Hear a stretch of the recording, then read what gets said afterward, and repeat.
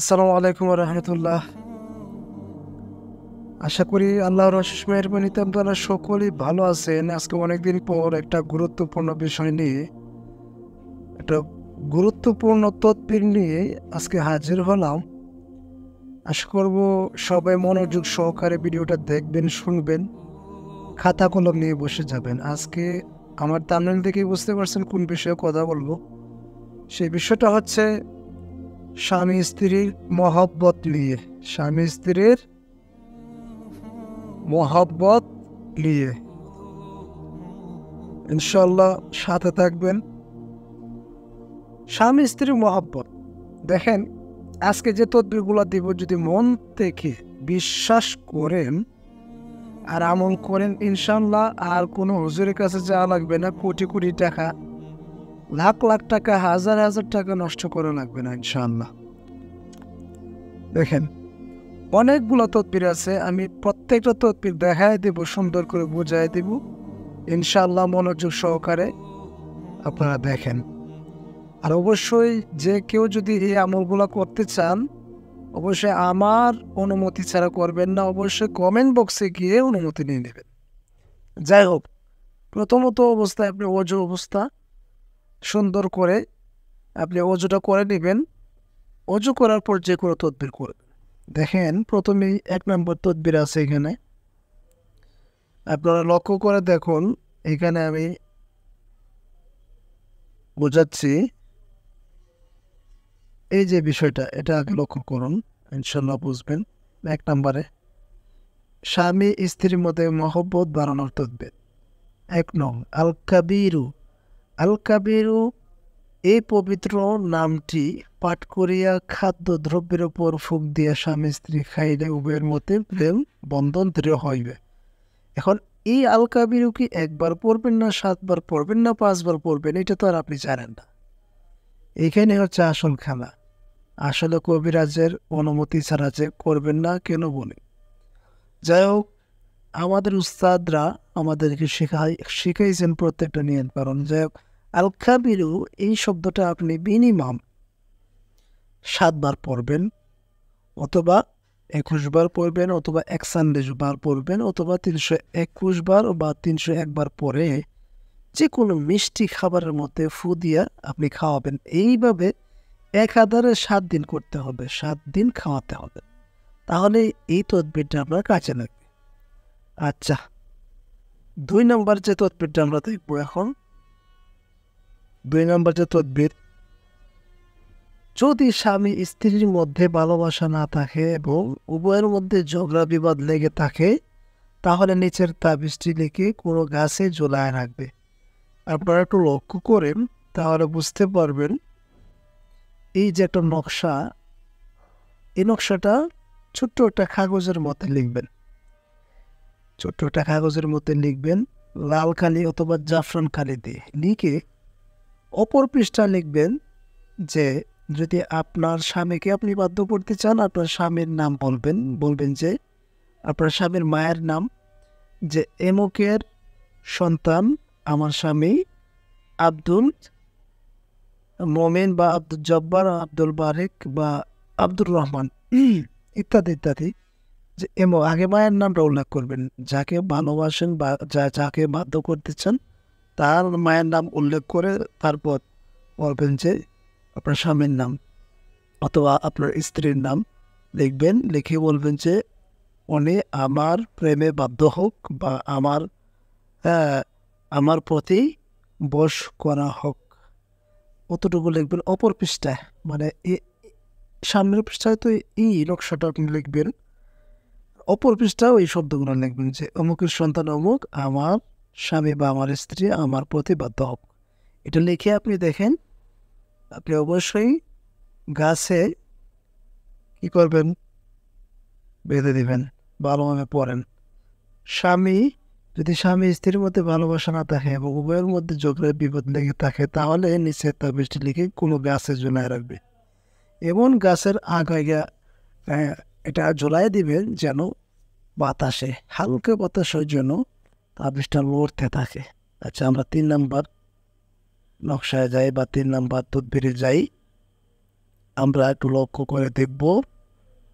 দেখুন 3 নম্বর যে বিষয়টা, যে নকশাটি লিখে গুলিয়ে পান করাবে, ইনশাল্লাহ উভয়ের মধ্যে ভালোবাসা সৃষ্টি হবে। এই আমলটি পরপর 7 দিন করতে হবে। ইয়া হান্নানু ইয়া মান্নানু ইয়া দাইয়ান বিহাক্কি ইয়া আল্লাহ। ইয়া হান্নানু ইয়া মান্নানু ইয়া দাইয়ানু বিহাক্কি ইয়া আল্লাহ। এই নকশা না, এটা একটা আল্লাহ তাআলার ইসমে জাত, ইসমে আমল। আহ, ইস- ইসমে আমল যেটা, বা আল্লাহ তাআলার যে ইসমে জাত, ইসমে আজম, এগুলা পাঠ করলে মানে যে কোনো কিছুই যদি অন্তর থেকে আপনি ইসমে আজমগুলো পাঠ করেন, ইনশাল্লাহ কবুল হয়। তো এই তাবিজটা আপনি, বা এই আয়াতগুলা বা এই শব্দগুলা ছোট্ট একটা কাগজে লিখে আপনি যদি পানিতে গুলিয়ে ওই পানিটা আপনার স্বামী বা স্ত্রীকে পান করাইতে পারেন, অথবা আপনার প্রেমিকা বা প্রেমিককে খাওয়াইতে পারেন, বা যে কোনো মানুষকে যদি বাধ্য করার নিয়তে, সহি নিয়তে যদি তাকে কাছে পেতে চান, তাহলে এটা যদি গুলায় খাওয়ান, সে আপনার বাধ্য হয়ে যাবে ইনশাল্লাহ। আমি আশা করে বোঝাইতে পারছি। আপনারা সবাই লিখে নেন, হ্যাঁ, কাগজে লিখে নেন, তাহলে বুঝতে পারবেন। আর যদি প্রথমে বুঝতে অসুবিধা হয়, প্রথমে একবার দেখেন, দ্বিতীয়বারে আপনি লেখার চেষ্টা করবেন। ঠিক আছে? আচ্ছা, স্বামী স্ত্রীর মধ্যকার মনোমালিন্য দূর করার তদবির। স্বামী স্ত্রীর যে মধ্যে যদি ঝগড়া হয়, তাহলে কি দেখেন, একটু খেয়াল করেন, স্বামী স্ত্রীর মধ্যকার মনোমালিন্য দূর করার তদবির। এক নম্বরে কি আসছে দেখেন তো। নম্বরে আল ওয়াদুদু, খাদ্যদ্রব্যের উপর ফুক দিয়া স্বামী স্ত্রী উভয়কে খাওয়াবে। যদি তাদের দুজনের মধ্যে ঝগড়া বিবাদ হয়, মারামারি হয়, তাহলে এই আল ওয়াদুদু, ঠিক আছে, আল ওয়াদুদু খাদ্যদ্রব্যের উপর ফুক দিয়া, মানে আল ওয়াদুদু 7 বার, 21 বার, 301 বার, 321 বার বা 1000 বার পাঠ করে যদি খাদ্যের মধ্যে ফুক দেন, ভাতের মধ্যে ফু দিলেন, তরকারির মধ্যে ফু দিলেন, কোনো সমস্যা নাই। মিষ্টির মধ্যে ফু দিলেন, ফু দিয়ে যদি একাধারে 7 দিন খাওয়ান, ইনশাল্লাহ আপনাদের মধ্যে আর কোনো ঝগড়া থাকবে না। এরপরে দেখেন, স্বামী স্ত্রীর মধ্যে মনোমালিন্য হলে অথবা ঝগড়া হলে বৃহস্পতিবার দিন নিম্নলিখিত ধারণ করলে উভয়ের মধ্যে গভীর ভালোবাসা জন্মাবে। নিচে একটু তাকান। এই যে নকশাটা আপনারা যদি ভালোভাবে লিখে কাগজের মধ্যে, যদি